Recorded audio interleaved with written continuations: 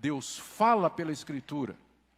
Deus ensina pela Escritura, Ele consola pela Escritura, Ele traz paciência pela Escritura, Ele nos dá esperança pela Escritura.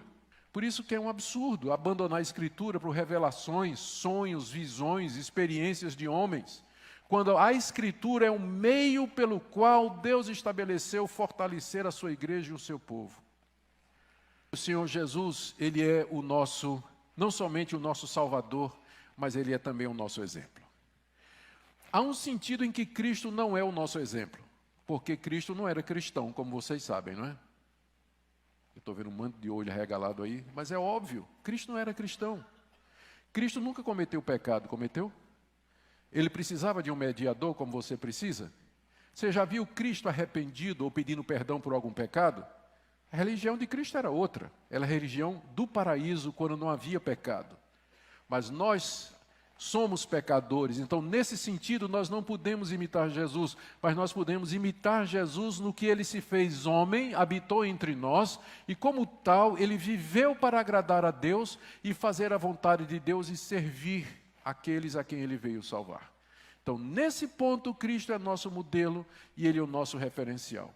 E eu queria que você pensasse nisso, que você ouvisse não somente como aquele que morreu na cruz para salvar os seus pecados, mas aquele que nos deu um exemplo de humanidade perfeita, quebrantada, humilde, debaixo da orientação do Pai, desejosa de fazer aquilo que o Pai planejou desde o início. Porque tudo que antes foi escrito, para o nosso ensino foi escrito. Isso aqui não só vale para Cristo, não. Isso vale para todos nós. Tudo que outrora foi escrito, para o nosso ensino foi escrito, para que pela paciência e pela consolação das Escrituras tenhamos esperança. Aqui Paulo, em resumo, ele diz qual foi o propósito pelo qual Deus nos deu uma revelação escrita. Essa revelação escrita foi dada para instruir o povo de Deus na nova aliança. Na nova aliança. Para que através do conforto e da paciência que vem de estudar a Bíblia, nós tenhamos esperança. E aqui é um dos versículos que serve de base para a doutrina reformada, sola Scriptura. Deus fala pela Escritura, Deus ensina pela Escritura, Ele consola pela Escritura, Ele traz paciência pela Escritura, Ele nos dá esperança pela Escritura. Tudo que foi escrito foi exatamente com esse propósito.